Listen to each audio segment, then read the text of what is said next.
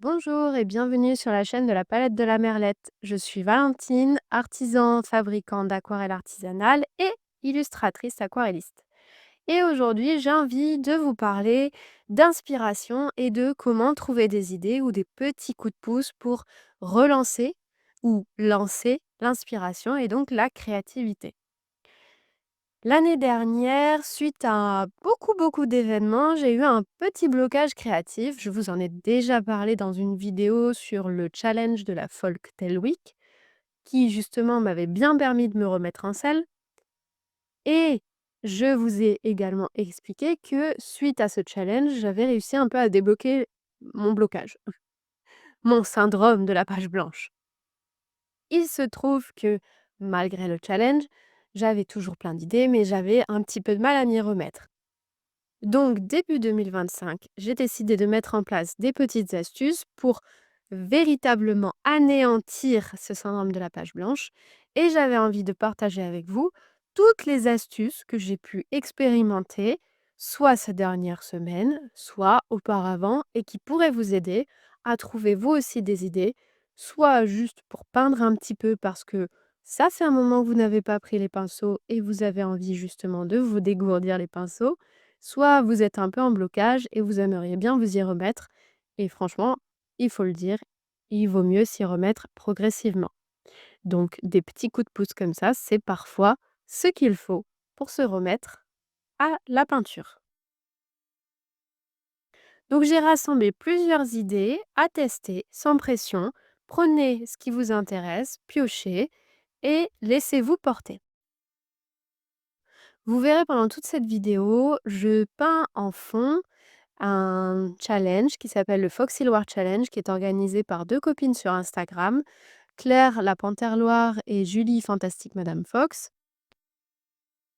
Je me suis permis du coup de mettre en fond ces images qui n'ont pas grand-chose à voir avec ce que je raconte. Donc si vous avez envie d'écouter cette vidéo comme un podcast, allez-y. Mon premier conseil, c'est de ne pas forcer. Si vous n'avez pas d'idée, si vous n'avez pas la motivation, si vous n'avez pas la tête à peindre, c'est peut-être qu'il faut juste laisser de côté pour l'instant et faire une pause. Quand c'est notre métier, ça peut être vraiment très lourd, de devoir laisser les pinceaux de côté parce qu'on a des impératifs, parce qu'on ne peut pas laisser rouiller la pratique, mais des fois, il faut savoir faire une pause. Donc au lieu de, se dire: «Oh là là, ça fait 6 mois, j'ai pas peint». Oui, parce que moi la dernière fois, ça faisait quand même un bon moment. J'espère pour vous que ça fait moins de 6 mois. Bah, dites-vous: «Bon OK, allez, là pendant 2 semaines, je ne peins pas, je ne dessine pas, je ne cherche pas d'idées. Allez, on se laisse tranquille». Et vous verrez que peut-être ça suffira à vous laisser justement la possibilité de redémarrer du bon pied. Mon deuxième conseil, c'est de ne pas avoir d'attente. Quand vous décidez d'entamer un nouveau projet ou que vous êtes sur un projet, parfois le plus gros frein, c'est juste vous-même.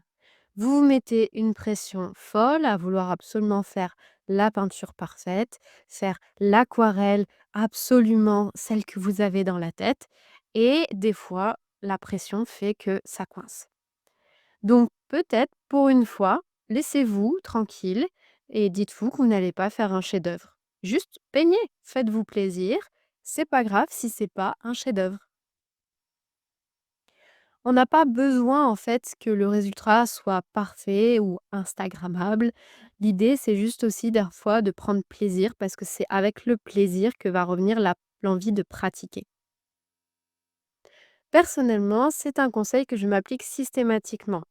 Je ne peux pas envisager une illustration en me disant qu'elle doit être parfaite parce que sinon je ne la fais pas. Et je ne sais pas si vous connaissez ce petit adage: «Mieux vaut fait que parfait». Eh ben oui, vraiment. Après, si vous êtes artiste professionnel, vous n'êtes juste pas obligé de montrer ce dont vous n'êtes pas totalement fier, mais au moins vous ne vous rouillez pas les pinceaux en attendant. Mon troisième conseil, c'est de segmenter. Vous connaissez peut-être ce proverbe: «Un chemin de 1000 lieues commence par un pas». Voilà. Ne regardez pas le sommet de la montagne, commencez par la base. Et quand on commence une nouvelle création, ça ressemble vite à: «Ouh là, on va gravir l'Everest». Mais non, en fait. On n'a pas besoin déjà de faire tout le même jour et on n'a pas besoin d'envisager la chose comme: «Il faut que je peigne cette œuvre». Non, non, non. Vous pouvez juste commencer étape par étape, segmenter justement votre projet pour que ça paraisse moins insurmontable. Donc au lieu de dire: «Je finis cette peinture aujourd'hui», on essaye de la décomposer en petites étapes. Le premier jour, par exemple, un croquis, des idées. Le deuxième jour ou le troisième jour, quand vous reprenez, essayez de voir s'il y a une idée qui s'est un peu détachée et puis faire un croquis un peu plus propre. Et au fur et à mesure, vous pourrez ainsi avancer dans votre projet et passer à la phase peinture qui se décortique également. C'est-à-dire qu'il faut poser la première couche, poser les suivantes et puis finaliser les détails. Bref, il y a plein d'étapes dans une illustration. C'est pas il faut que je peigne. C'est je vais commencer par le croquis, je vais faire ci, je vais faire ça, je vais faire ça. Voilà. C'est beaucoup plus simple de voir les choses de cette façon que de voir l'énorme pâté de tâches qu'il nous reste à faire. Mon conseil suivant, c'est de piocher dans le papier et pas dans les écrans. Alors, je ne sais pas si vous avez déjà lu des études sur le sujet, on en voit beaucoup passer sur les enfants évidemment, mais parfois, trop d'écran, ce n'est pas bon pour la créativité. On a une multitude de possibilités de quoi s'inspirer sur internet avec, les différents sites internet, les différentes applications. Bon, je vous passe les détails évidemment, mais vous voyez très bien ce que je veux dire entre Pinterest, Google et cetera. Mais des fois, en fait, c'est un peu trop, voilà, c'est un peu trop, on se laisse happer et on est plus dans la contemplation que dans l'action. Et je trouve, et je ne suis pas la seule à le penser, que le retour au papier, donc au fait de passer justement à de l'inspiration un petit peu plus pratico-pratique, un petit peu palpable, ça peut aider un peu à débloquer. Alors comment on applique ça? Ça peut être tout simplement, par exemple, de récupérer un vieux magazine ou un vieux livre qui nous plaît, qui nous inspire, découper des choses, peindre autour, ou alors peut-être s'amuser à dessiner et à peindre avec un mot pioché dans un magazine. Et pour ma part, ce que j'ai mis en place depuis le début de l'année, c'est de ressortir un vieux livre que j'avais chiné en brocante, dont j'avais recouvert certaines pages avec du gesso ou du gesso selon comment vous le prononcez et qui me permettait en fait de peindre dans le livre.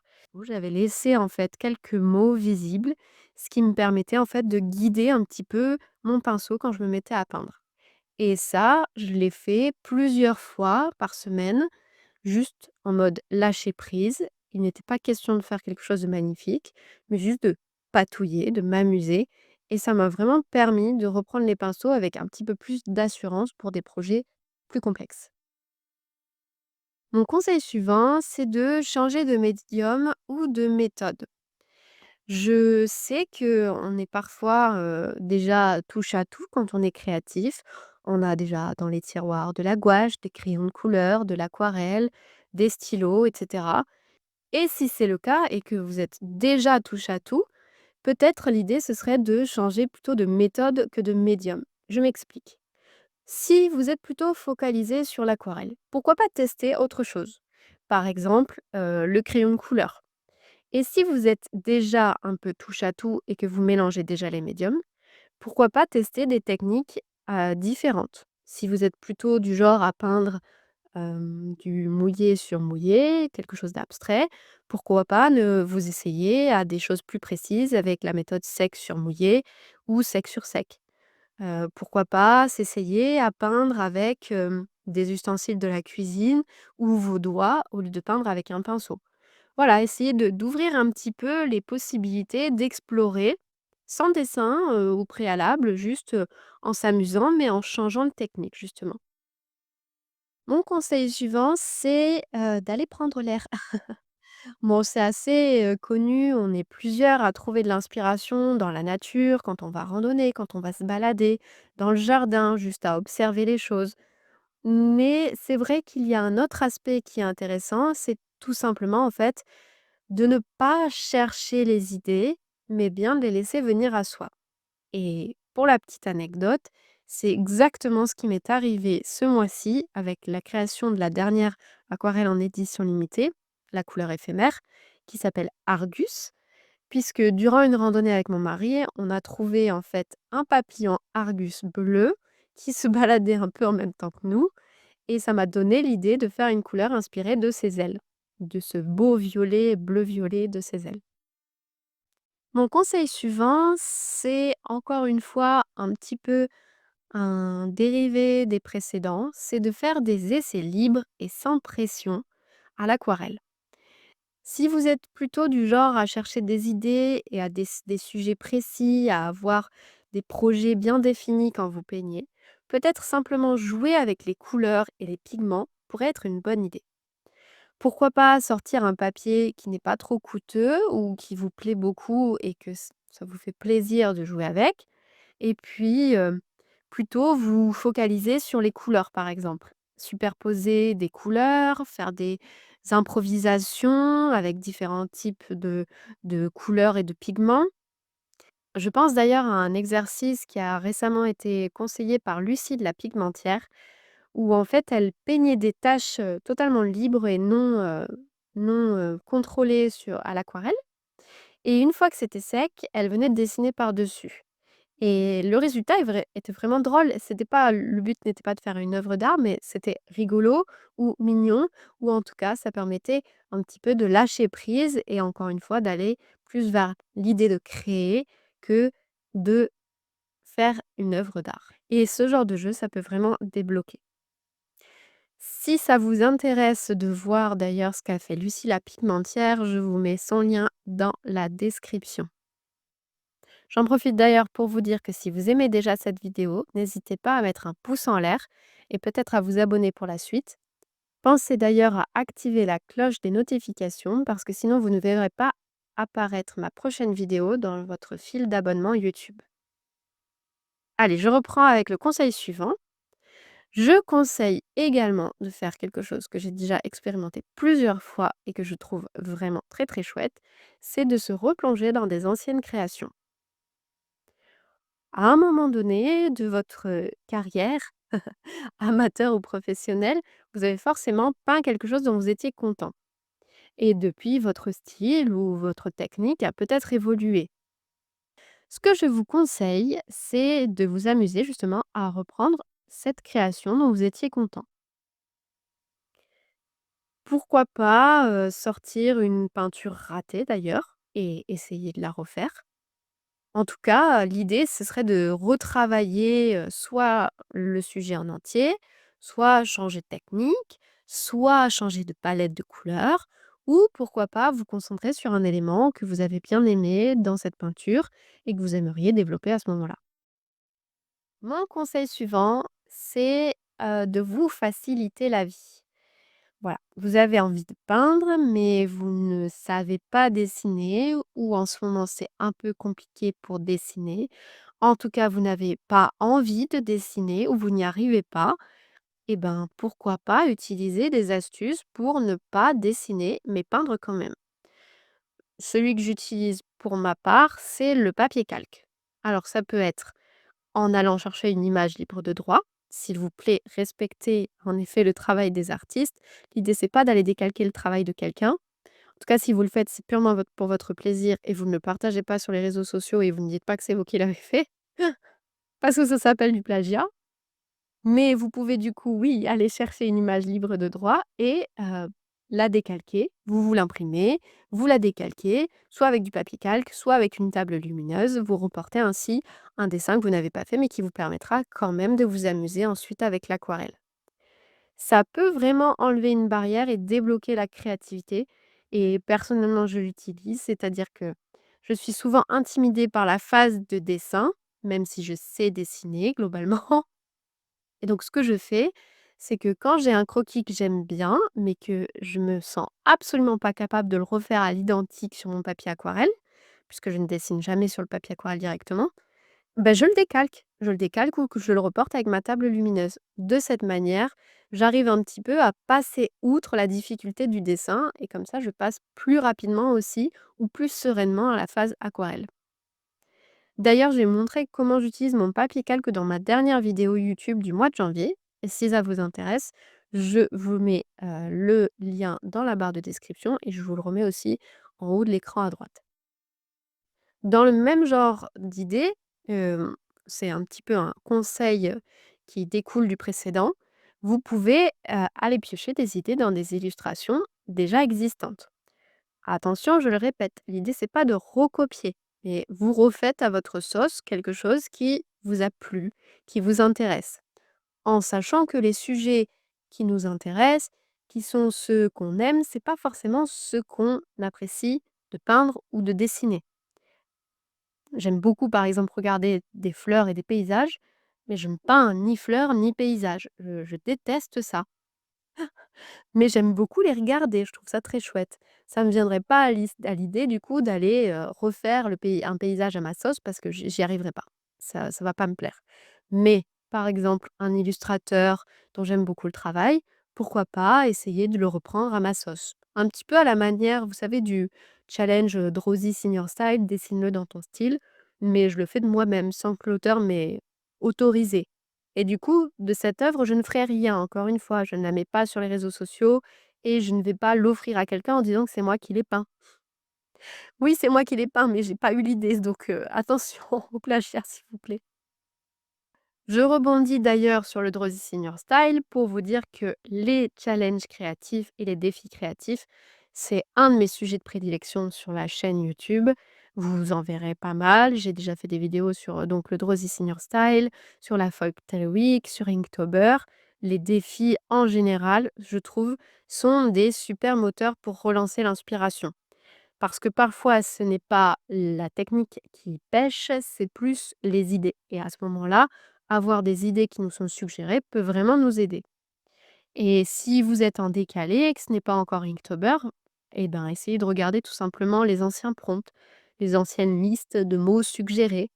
Par exemple, Inktober de l'année dernière ou la Folktale Week de l'année dernière ou de l'année d'avant.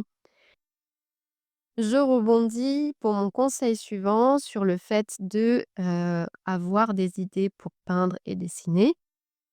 Je vous recommande vraiment de tenir un carnet d'idées. Notez tout, même des idées farfelues et tout le temps au fur et à mesure. Comme ça, le jour où vous n'avez pas d'idées, mais que vous avez envie de dessiner et de peindre, ou de peindre tout simplement, vous pourrez aller piocher dans vos propres idées, vos propres inspirations. Personnellement, je tiens mes idées dans tous mes carnets de croquis. Je les reporte chaque année, soit dans mon bullet journal, soit dans le carnet de croquis suivant. Et comme ça, je laisse de côté celles qui ne m'inspirent plus du tout ou que je ne visualise plus du tout ce que j'avais en tête. Mais je garde toujours celles qui me semblent être encore des bonnes idées pour des prochaines pannes d'inspiration. Si vous n'avez ni bullet journal ni carnet de croquis, essayez juste de rassembler les idées quelque part, même si c'est dans votre téléphone. Peu importe, tant que quand vous en aurez besoin, vous sachiez où aller chercher vos idées. Mon dernier conseil pour relancer l'inspiration et la créativité, ce serait d'apprendre quelque chose de nouveau. Vous avez multitude de tutoriels YouTube, des cours sur Domestika, Artisan, des livres en veux-tu en voilà sur l'aquarelle. Je vous conseille vraiment de tester des nouvelles techniques pour booster votre créativité. Il y a toujours quelque chose à découvrir, même si vous pratiquez déjà l'aquarelle depuis des années. Et d'ailleurs, je ne vous recommande pas, petit clin d'œil, la chaîne de la palette de la Merlette, hein. Bah non, il y a pas du tout plein de tutoriels et de vidéos process créatifs dessus. Non, non. Que vous soyez débutant ou que vous peignez déjà depuis un moment, en fait, si, il y a vraiment pas mal de choses sur la chaîne. Je vous laisserai regarder. Vous avez une playlist pour les débutants et vous avez une playlist process créatif, ce qui peut vous aider justement, si vous aimez bien le style dans lequel je peins, à trouver des idées ou à trouver des nouvelles techniques. Si vous êtes fan d'aquarelle et que, vous avez besoin parfois d'inspiration colorée, n'hésitez pas à jeter un coup d'œil aussi à la couleur éphémère et au courrier heureux, puisque je suis fabricante d'aquarelle artisanale et que je propose chaque mois en édition limitée une nouvelle couleur.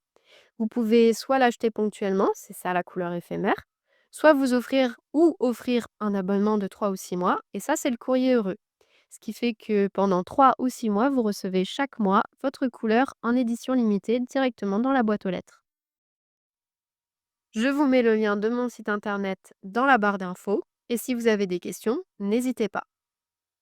Voilà, j'espère que cette vidéo YouTube, vous aura été utile, qu'elle vous aura apporté, un petit peu d'aide si vous êtes actuellement en manque d'inspiration.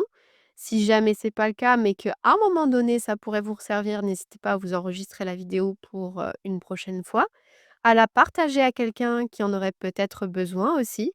En tout cas, si ça vous a plu et que ce n'est pas encore fait, mettez-moi un pouce en l'air s'il vous plaît. Ça aide YouTube à comprendre que vous aimez mon travail et donc à le conseiller à d'autres personnes. Je vous laisse également, si vous avez des suggestions d'autres conseils ou des précisions à apporter, laissez un commentaire. Ça me fera très plaisir, je réponds à tous les commentaires.